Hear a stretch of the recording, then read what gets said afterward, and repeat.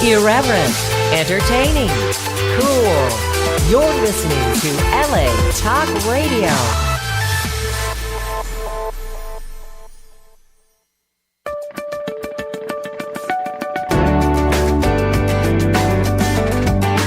You're listening to What Women Want with Judy Goss, only on LA Talk Radio. Hello, everyone, and thank you for tuning in. Welcome to What Women Want Talk Radio for our show tonight called Mind, Body, Momentum, how the mind influences the body and vice versa. I'm your host, Judy Goss, along with my superstar co-host, actress, and producer, Kristin West. What Women Want is coming up on 3 years of airtime. Actually, this month, it's our anniversary month, and we want to thank you for getting us to over 700,000 downloads so far. We just love every show. And if you want to listen to past shows, go to LA Talk Radio's website archives or subscribe to us on iTunes or Google Play. You'll hear some of our celebrity guests like Marcia Clark, who was gracious enough to come and chat with me when the FX show came out about the O.J. Simpson trial last spring. In addition to Marcia, we've had sports stars like five-time Olympian Jackie Edwards, famous actresses, TV hosts, entrepreneurs, love coaches, tarot card readers even. All kinds of women who are inspiring and so unique in their own ways. You are listening to What Women Want here on LA Talk Radio for our show tonight, Mind, Body, Momentum. A fascinating combination, one we're always studying, or at least I am. And I'm always trying to figure out how my mind influences my body and vice versa. I know it plays a big part in health, stamina, focus, those kinds of things. Kristin, how much influence do you think one has over the other? I think they're very interdependent. I think if you have a self-limiting belief about your body, I'm too tall, I'm too short, I'm too thin, I'm too fat, I'm not flexible enough, you can manifest those circumstances and feed that cycle. And I think it's very important to create a harmony between those two as much as you can. That's for sure. And I feel like it affects us too with work, thinking about working and what we can actually do in other parts of our lives too. I mean, it can have it can be focused a lot on our weight and how we look and that kind of thing. But I feel like it plays a part in almost everything we do, no? I certainly think it's influential because even the way we describe certain situations in our life, oh, he's such a pain in the butt, she's such a pain in the butt, I have a pain in my neck, that was such a headache. We use the body in language to describe how we feel and our emotions as well. So I think they're very deeply connected, and it behooves everyone to explore that mind-body connection. Mm-hmm. And we also lean towards the negative too, I think is kind of what you're saying, and in a natural kind of way, which is a little scary. But there is a woman I met who is learning how to control all of that from her own negative, tragic situation.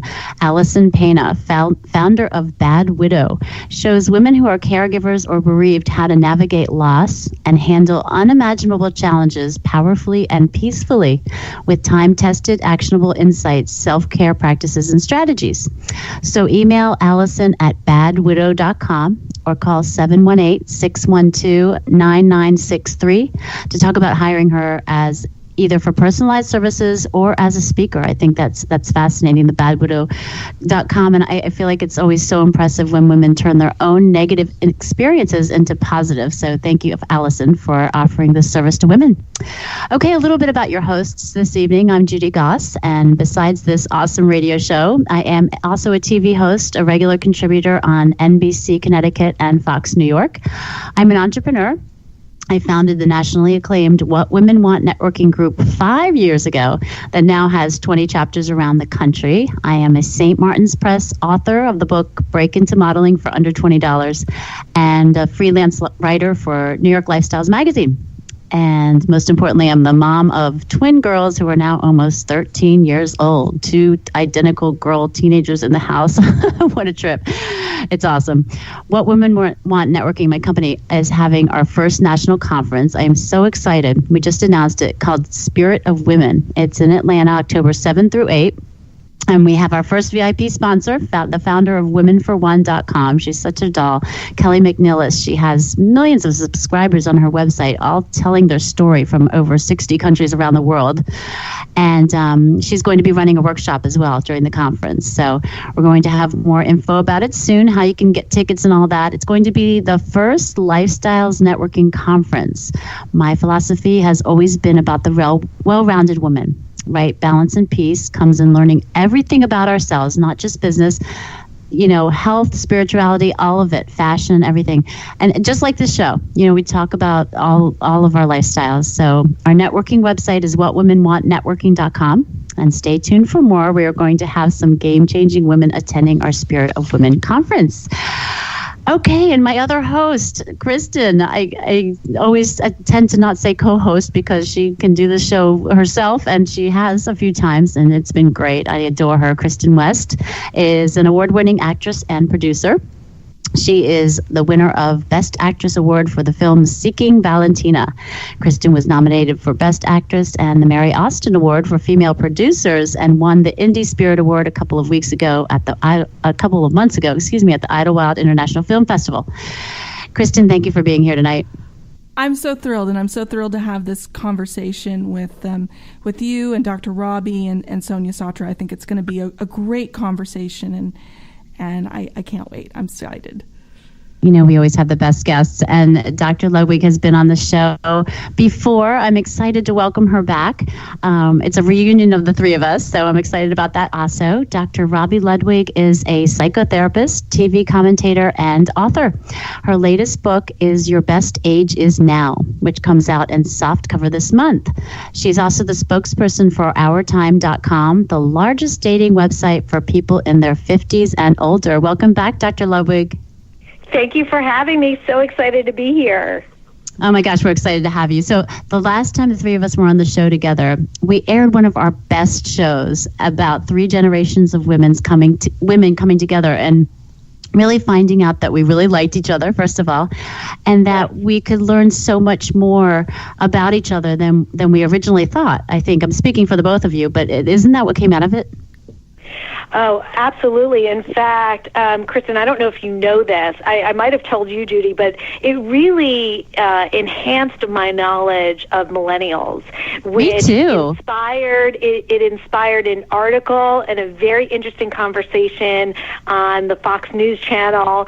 So I really felt like I gained so much, just not only being so impressed by Kristin, but also really learning how the millennial mind thinks about certain things, and it was so impressive, and I think sometimes millennials get a bad rap, so I was happy to correct that distortion.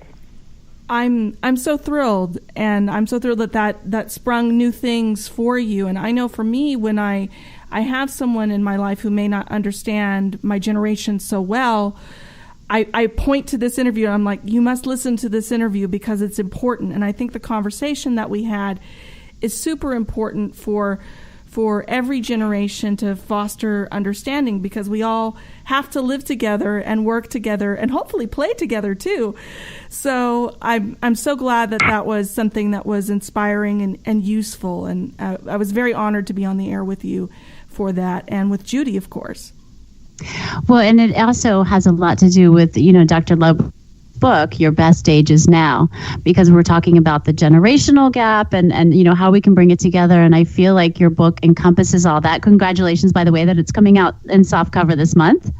Oh, thank you. It's been so exciting, and I've been so thrilled that my message has really gotten through and resonated with women and men to really challenge some of the myths that we've been taught about aging that don't serve us well, that is not accurate anymore. And I just felt it was really important to get a new book out there that could speak to the truth and just open up all of our possibilities. Okay, so we're going to give you the floor now. Tell us what inspired you to write the book and what it's about, how you wrote it. What inspired me was basically my own experience. I have multiple jobs, as you know, and Judy, you have multiple jobs too, so you can relate, and Kristin probably you as well. Well, we just had a show about that last week. It was called Multiple Career Mania.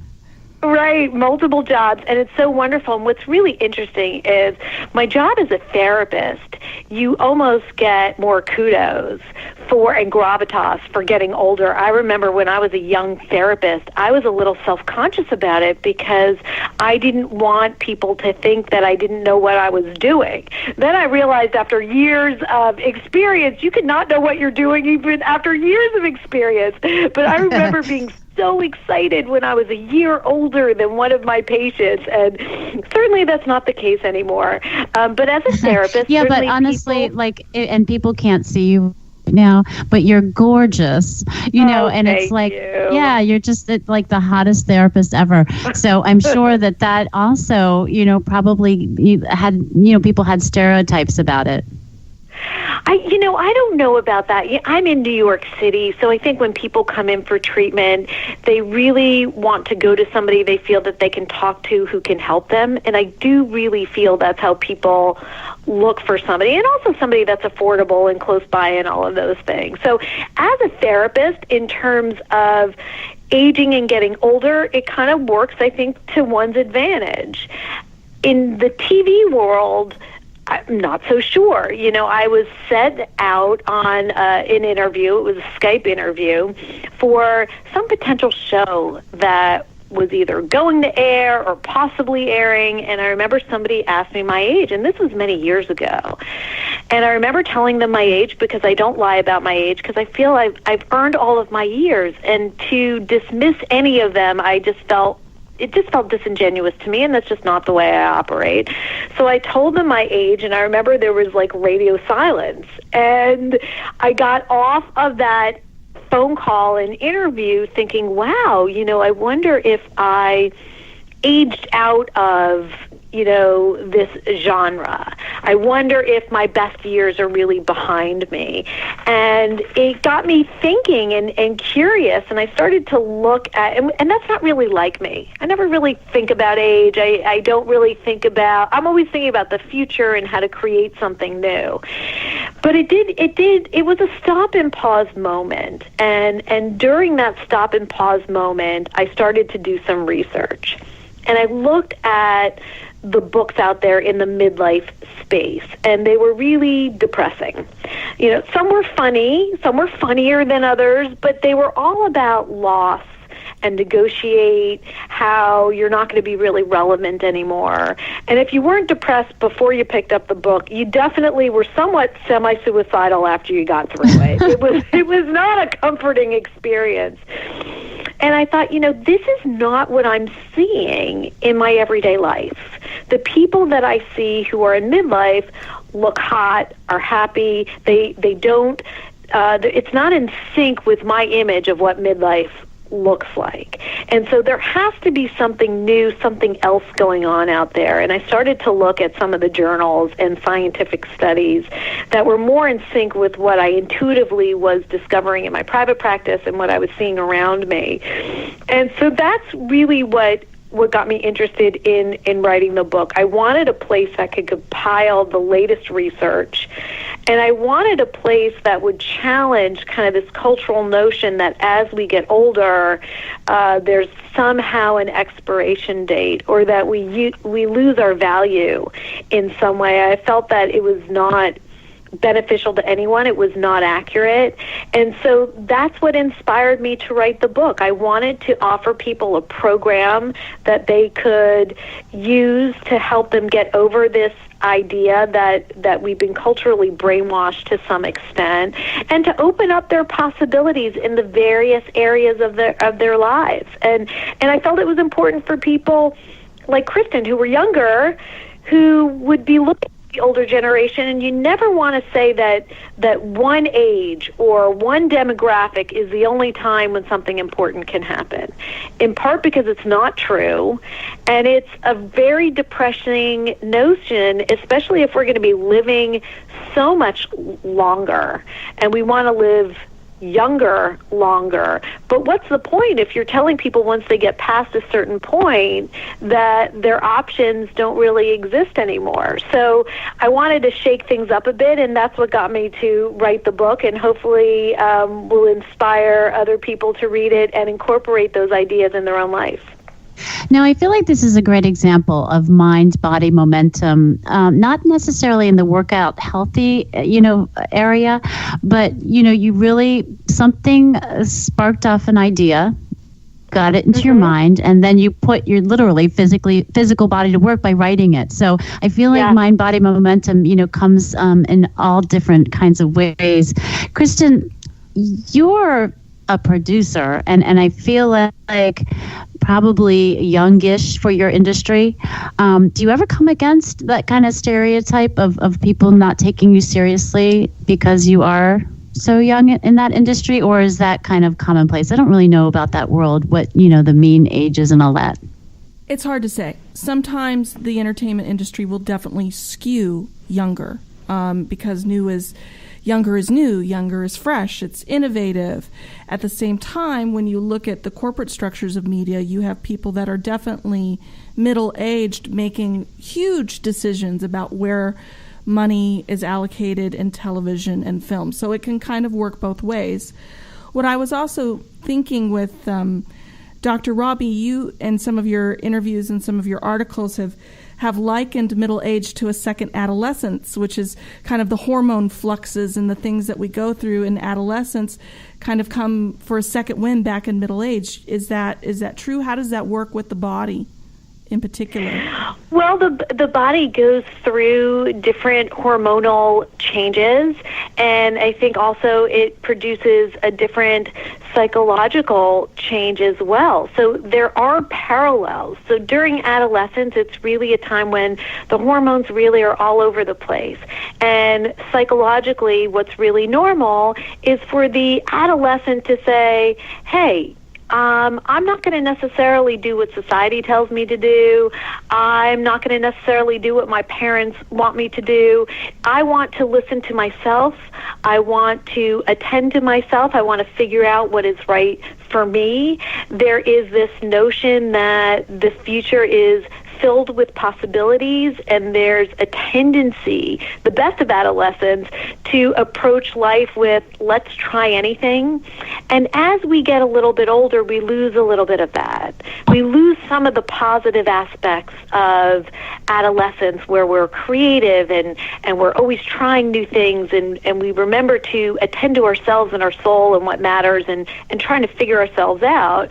In some ways, we get very conventional. We learn that, what society says matters. We have to follow rules. We have to consider what everybody else thinks. And then when we hit midlife, it's a stop and pause moment where people say, hey, what matters to me? I've been living my life kind of following all these rules, and maybe they're not really appropriate for who I am today and what matters to my life today and about what I'm really designed to do in this world. And so by getting in touch with all of these important questions and borrowing from our adolescent energy, the positive aspects, it really is like a time to reboot ourselves. And a lot of people during midlife will talk about feeling more in sync with who they are. It's almost like they're more confident because they know who they are. They've lived life. It's almost like you have experience. You're no longer answering to somebody else or feeling like you have to prove something to someone, because you kind of say, hey, I don't really, what does somebody else's opinion really matter? My opinion matters of me. And so it's really this very good place as long as you're not giving up on yourself. And so I make that parallel because I think sometimes we need to dip into earlier mindsets that are still alive and well in us and kind of re-stimulate them in order to move forward in the best possible way. Yeah, unfortunately, a lot of us were raised as, when you get older, you can't do as much, that type of thing. So it really is restrictive on a lot of the things that, we may want to set out to do. And you're here to change that perspective. So, I appreciate that. And I'm sure a lot of other people do also, to give them, a new motivation and a new renewal, for life and what we can do. And you are the spokesperson for a website called OurTime.com, right? Yes, OurTime.com is... Speaking of renewing yourself and getting out there. It is the biggest, largest dating site for 50 and over. And so it really helps people who are in midlife get back into the dating world in a way that's very comfortable. They kind of hold your hand in terms of telling you, how do you get that best headshot? How do you describe yourself in the best possible way? How do you get technologically savvy if you've kind of been out of the dating world and haven't used dating sites? I mean, definitely when I was dating, it was pre-dating sites, right? And so a lot of people who are in midlife, when they were dating and got married, they kind of missed that whole technological boom. So our time realizes who their clientele is, and they say, hey, don't give up on dating. Come back. We'll hold your hand. We'll help you get the most glamorous headshot that shows you off in a great way and help you put yourself out there so that you can meet somebody who is special, somebody who you can spend quality time with, or just have the fun experience of dating lots of people if that's where you're at. Oh, that's terrific. So it's not like you just go sign on, look for people, and then get off. It's almost like a whole package put together to guide people in the right direction. Yes, and in fact, I helped our time work on an adorable quiz. I love it. We have a dating quiz on there which people can take. They can go on to ourtime.com where you can determine what your dating age is, because what we realize is that people have different dating ages. So if they've been out in the dating world for a long time, let's say they never married and they just dated, their dating age is probably going to be a bit more mature, or maybe not. It depends. Whereas people, let's say, who have been married for a long time, or maybe they're widowed or widowers and they're new to the dating scene, their dating age might be different. It might be, back at an earlier time when they first got married, let's say.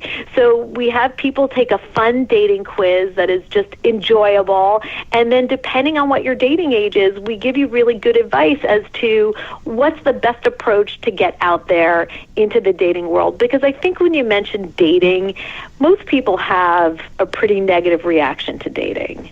It's not associated with, oh, wow, this is just going to be endless fun and a great time. People, people have strong reactions to it because when you put yourself out there, it almost feels like you're being evaluated.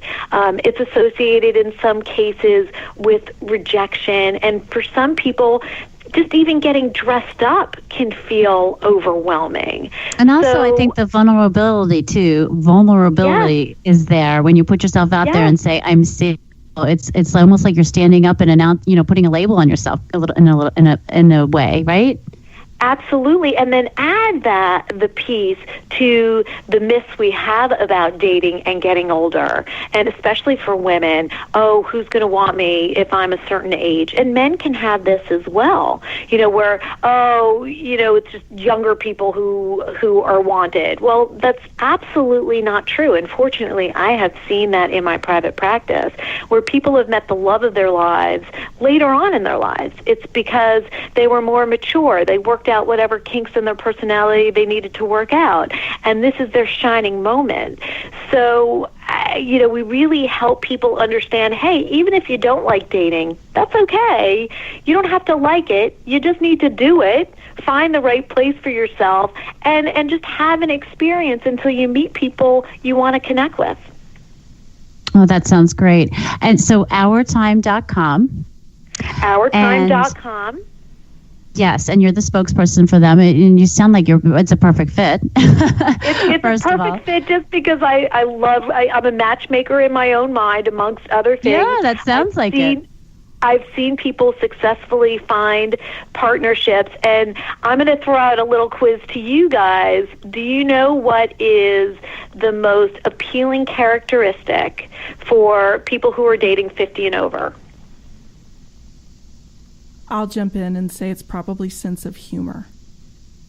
Well, that, certainly is up there, but having an optimistic outlook on life is considered an aphrodisiac and very appealing.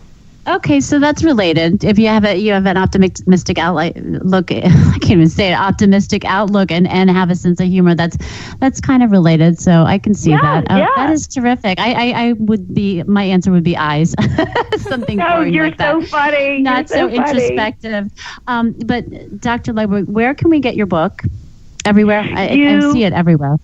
Yeah, you can get my book on Amazon. You can go onto my website at drrobiludwig.com, and there's a place where I show all the different places you can get my book. You can check out ourtime.com if you are 50 and over and interested in getting back out there, or just taking a fun dating quiz and seeing what dating age you are, because that's just kind of fun anyway. And I'm out there, so you can find me. Yeah, and you're doing so many great things, not just for 50 and over, ages 50 and over, but for everyone, really. Your Best Ages Now is just a book that is so motivating and inspiring, and really teaches people how to live their lives, to the best of their ability. So, we appreciate everything that you're doing, and for coming on the show. And stay on the line, because we are going to bring on the founder of Moticise, which I know you're going to really love the whole concept. Kristin, you want to bring on Sonia?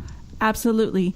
So celebrity fitness and mindset expert Sonia Satra is the founder of Moticise, Motivational Exercise, a movement-based wellness program that's changing how people work out and reach their goals.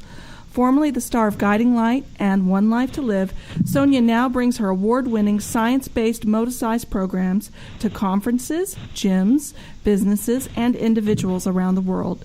By combining movement with powerful mindset tools, Sonia has helped thousands get on track to achieving their goals. Welcome so much to the show, Sonia. Well, thank you. I'm excited to be here. Well, we are excited to have you on and have this mind-body connection conversation with you and Dr. Robi. And just to get a little bit more in depth about you, can you tell us about how your path to getting Moticise started, and a little bit more about you? I don't think your short bio did you justice, actually. Well, I guess coming from a world of acting, you would know that, being in the entertainment world, I think mind-body association was just a whole part of my life. And I not only just as an actress to become a different character, but as much as that, the mindset piece of it, just to survive in that business. When I learned very early on that you get rejected a lot. So I was always studying mind, and I was always fit, because that was always kind of an important component too to being on screen. And so, but that progressed, and while I was pregnant, I became a certified life coach, and I was coaching, and then I started speaking, actually a lot about mind body, and then I developed these adventures where I would do a workshop and then take women out on an adventure in New York. So it was like a half day. We would climb walls. We did the trapeze. It was about letting go, or we kayaked to the Statue of Liberty, and that was about finding flow and balance in life, and I do a number of those, and then it progressed sort of to bringing the whole mind body in one piece in fitness. And I was literally running on a treadmill watching very depressing news, thinking there's got to be a more motivational way of doing this. And I thought, wouldn't it be great if you had a vision board here, or you were really like getting very specific around a goal or something that you wanted to achieve, and you could really take this time and work through it. And so I started to take notes. Actually, that was when I came up with the name Moticise, and I sat on it for a little bit, and then I went back and I developed it, and it really was very timely, because there's such tremendous research out there now on the brain and how exercise impacts the brain, and how it's actually an optimal time to create and to learn and to focus. And so it's harnessing that power to really create the life that you want.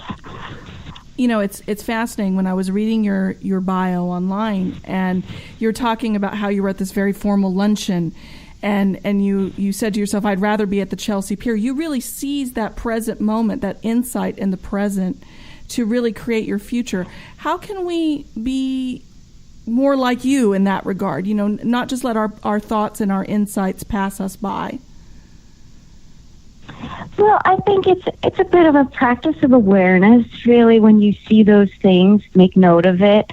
And I sometimes it doesn't happen immediately, but I write, I journal a lot, or if something like that comes up, and really, again, going back to that mind-body, if you get that just excited feeling about it, or nervous, or something that stands out, then it's important to notice that. That's really your body's way of telling you, hey, listen, this is really great. Oops, sorry, there's my dog. So that's really it. I would say take notice when you feel that excitement, or when something new or different sparks your interest. What is it about that? Why is that? How does that feel? What could that turn into? And just ask a series of powerful questions around it, and trust it, because I think the body has all the answers. I'm a huge believer in that, and anytime I'm making any big decision, I'm always sort of checking in how I feel. How does that sort of resonate in my body? I think what you're speaking to in a great deal is the power of our emotions, our energy in motion, those feelings. And I think sometimes in the way some of us are socialized, we're encouraged to push those emotions down instead of unpack them and honor them.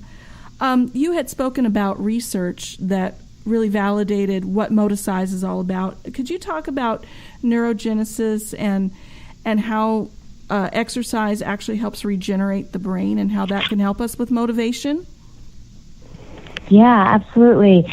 So there is, in fact, neurogenesis, which is actually the growth of new brain cells. They didn't used to think that you could create new neural pathways, but you can. And when you exercise, especially when you get your heart rate up to sort of a higher degree for a little period of time, there's a protein that's released. They actually call it the miracle grow of the brain. And it starts to create new neural pathways. And so it's a very effective way. They say meditation and they say exercise are two of the really foremost ways of regenerating brain cells. And when you connect it to specific thoughts and emotions during those times, then it reinforces those pathways. So the whole idea of watching, depressing news is not great, because it's like you're really getting those negative feelings into your body and images, and you're not necessarily stimulating a very positive or motivating or effective thing. Whereby if you start envisioning things or visualizing different things that you want, or different feelings that you want, or if you just allow the time to really tap in and ask, what am I feeling right now? Or think about things, you'll come up with some tremendous ideas. It's so true. And I'd like to just have Dr. Robi add some thoughts. Have you seen this in your practice, where people are maybe holding things in their body, or their mind's there, but they don't have body awareness, and that impedes their therapy process? Or it comes out physically. I've certainly seen people somatize their emotions. So they're having intense emotions, but maybe they can't identify what the emotions are, so they talk about feeling really exhausted, or they talk about having literally a pain in the neck, or they end up having, in some cases, multiple surgeries because they can't quite identify what the emotional block is. So I certainly see it happen in that regard.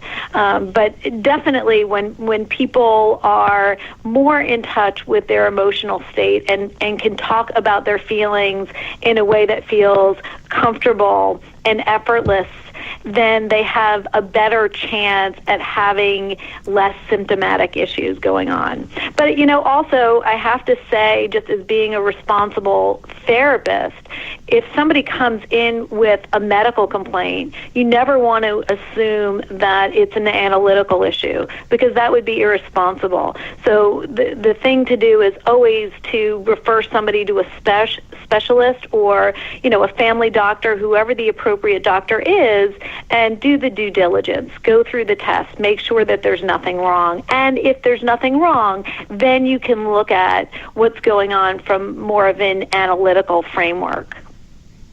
It's so true, because I think there's a dialogue between the body and the mind that's constantly going back and forth. And what I wanted to ask with you, Sonia, say someone has not exercised in years, or maybe they're new to exercise. Where's a good place to start with them in fostering that mind-body connection early? How do we do it? Is it through the breath? Is it through just being aware of the thoughts? How does a person who's maybe not been a lifelong exerciser do that? Definitely. I would say movement, breath, and thought, all three actually combined. But I definitely suggest walking.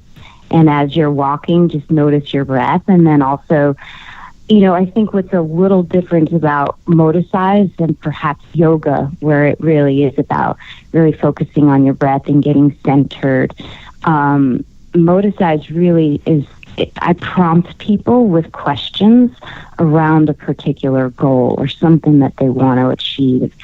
And so there's a whole series of questions. What do you have? What do you need? What's stopping you? And if you had no fear, what might you do? And those are all things that you can ask yourself while you're walking. You don't have to be doing hardcore cardio in order. And I just want to interject too, because I saw one of your videos. It's Judy, by the way, and I thought it was terrific how you were talking about a specific thing that someone was trying to achieve or overcome while you were exercising. So I'm trying to give people a visual of a little bit more of what you do exactly in a class. And I just thought it was great. Well, thanks. Yeah, I think really what my goal was to give movement meaning. I think so many times people don't like exercise because it's about another 30-second interval or another, 30 reps of something or whatever, and it just doesn't, it's not that fun. But when you really refocus your mind onto something that makes you feel good and stimulates you and that you're excited about or you want, that just changes. It really feeds the exercise because it gives you energy. And then as you feel energized, you also start to come up with ideas that sort of feeds your dream and the actions. And at the end of the exercise class, you come up with 2 actions. So you actually have something you should go out and do so that you can move forward.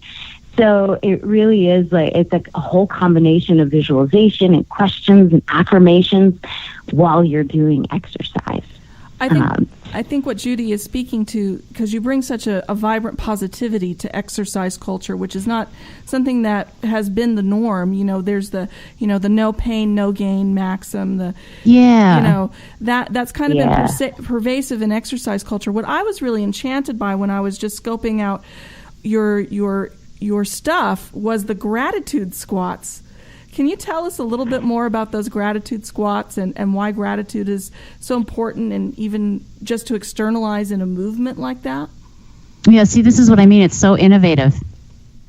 Yeah, well, gratitude has been proven to do so many great things in terms of improving your health, improving sleep, improving relationships. And it just generates a lot of positivity and gratitude and just that good feeling that you have and appreciation for the good things that you have in life, and a lot of very positive effects. And so I moved it into squats because as you're thinking of things, you could do it right now. Anybody wants to try it, just try what's one thing and squat down, and what's one thing that you feel good about? What's something you appreciate? Maybe it's a spouse or a boyfriend or a child or a dog or a flower, anything. And just as you're sitting there and really imagine it and feel it and get that into your body and just keep doing squats, you'll do 10 squats, you won't even know it.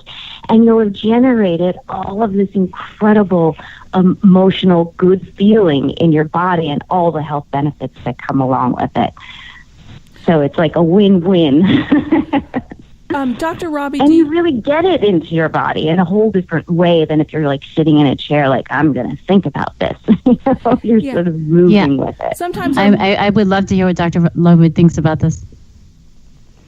Oh, well, I think it's a great idea, and also I don't know if you noticed too during your own workouts, it like allows your mind to float around and think about different ideas, and I wonder if in part that's what triggers some of the good feeling hormones that kind of go out in the brain and help us to feel better. But anytime we can use our emotions and working out and just even recognizing that we're doing something good for our body, it certainly helps our body to respond. And there's a bidirectionality with our thoughts and our body and our body and our thoughts. When I was writing my book, I came across this interesting research which found that people who experienced themselves as younger during workouts had more productive workouts than people that just worked out and didn't really consider themselves young or youthful in any way. Even people who, let's say, they did a study, Ellen Langer did a study on maids kind of making up the room and making the beds and cleaning up. And when she kind of stated that these people were losing weight and that it was aerobic activity and explained this to them, they started losing weight as a result of this recognition. So there is something to be said about the thoughts, the quality of our thoughts while we're exercising and the impact and the results that it has. That's fascinating. Sonia. Yeah, no, I know that study. It is. And there's also another study, too, of athletes that they have spiking to capacity. And they hit their capacity and they can't go any further. And then they have them go back and do it again with a series of positive self-talk about themselves, about how they feel, about anything that's positive. And they go 25% farther. So it really, really does, it works both ways. But it also giving yourself permission to think about something or to focus on something that's exciting or that you really want. You know, I think that was one of the things that really inspired me.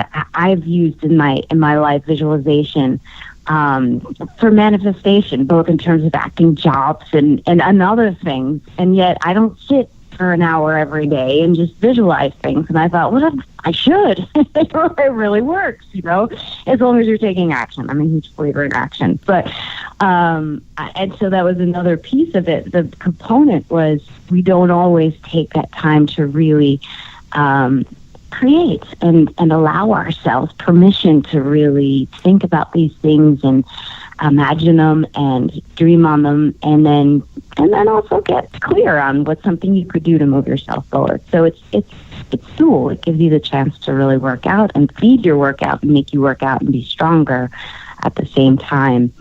Really get you focused on something that you want to achieve. Sonia, I wanted to pivot to your Moticise adventures. You're getting people really out of their comfort zone sometimes, aren't you? Yes. Adventure is such a passion of mine. I love adventure. I love exercise, but I really do love that idea of getting outside your comfort zone. It's so meaningful to me in my life. I think some of the best and most fun experience of my life have been when I did do those things that were outside. It just, when you have that feeling of doing something that you didn't think you could do, really whatever it is, but it's just unbelievable. It's so powerful and it really permeates every part of your life. And so I think I always challenged myself in that way, starting with like jumping out of planes or bungee jumping or anything. And this again was trying to give it meaning. So it's not just doing that. It's what's something in your life that you want to let go of And then let's get up on a trapeze and let's physicalize that. Like, let's really envision what it is, and then let's let go. So you actually have the opportunity to think of something serious that you really want to release, and then you actually have the opportunity to physically release and get that into your body in a whole new way. That's amazing. Is that is the trapeze the most, I guess, daredevilish thing you've done with the Moticise adventures, or is there something that's even more seemingly daunting that you've led women through? I think that's the most. Well, I guess it depends. That one definitely is the one I think that people seem to be the most scared of. The kayaking to the Statue of Liberty was actually probably one of the most physically rigorous. It took way longer, and that was, I think, a lot harder than people anticipated. And then I just recently did a pole dancing one, which was around Love Your Body, and I thought that would be the easiest one, and yet it was actually, for many, the hardest, because there was the whole emotional piece that was even greater, I think, about releasing your body and letting yourself do something like pole dancing. So I think they all have their little catches, but I guess from an outsider's point of view, the trapeze might appear to be the hardest. Well, how can we find you online if we want to learn more about Moticise and connect with you? How do we find you and all that you're doing? Yeah, come to my site, moticise.com, MOTICISE.com. And I also have a DVD, the Mindset Reset DVD, which is on sale at moticise.com and amazon.com. And I'm on social media. I have a Twitter chat, hashtag Better Life Twitter chat on Tuesdays at 11. And I'm on all the social media sites and would love to see you all there. Awesome. Well, we have been so thrilled to have you both on. And Dr. Robi, can you circle back with us and tell us where we can find you online again, where we can find your book? And Sure. You can find me at drrobiludwig.com, and my Twitter is at Dr. Robi. And my book, Your Best Age Is Now, is on Amazon. You can get it at Barnes & Noble. You can go onto my website, and I have a page where, there are several different places that my book can be purchased. You could just Google it and find it. And now you can get it in softcover. And now you can get it in softcover because it just came out. So if anyone has any questions or wants to reach out, I'm on Facebook, Twitter, Instagram, and I love having new people follow me and ask me questions and interact with me. It's and one your of the Facebook pleasures show, of being don't out forget. there. Don't forget What? your show. Oh, gosh, that's right. I almost forgot. Sometimes I do so many things, I forget what I do. I have I did that at an event last night. I was like, yes, I'm a radio show host, I'm this and that, and then I was like, Yeah. and I'm a mom of twins, and I know we do a couple other things, but I can't remember right now. I know, that's what happens. It's I love this show. It's great. It's when you have multiple jobs. So now I have a Facebook Live show that's on Monday evenings at 6 called Talking Live, and I have wonderful guests that talk about their new books and new ideas and a lot of high-profile personalities, and we're available for questions in real time. It's at Starshop Studios in Times Square, so it's a beautiful studio, and you can see Times Square, beautiful signs in the background, so it's a lot of fun to host. You are really busy, my God. With the, I know. With the video and the book and the therapy and everything. I just want to, we only have really about 30 seconds left, but I just want to ask you, what's real quick advice into how you really kind of, I don't balance, but how you kind of deal with it all without going, totally insane. I follow what I love doing, so that energizes me. Mm-hmm. And it's not perfect. Life is messy, and my life can be messy sometimes. But I ask for help when I need help, and I'm not afraid to rely on other people to help me out when things get a little bit stressful, or to take a time out, or to say no if things get a little bit overbooked at times. But I really do follow the fun, and that is my philosophy in life. So saying yes to all these incredible fun things makes my life happier. Awesome. I love it. Well, thank you so much for taking the time to come on our show again, and, come back anytime. And Sonia, thank you also for coming on the show. I'm ready to go out, and I really want to try one of those classes. And Kristin, again, thank you. You're such an incredible co-host. I couldn't ask for better.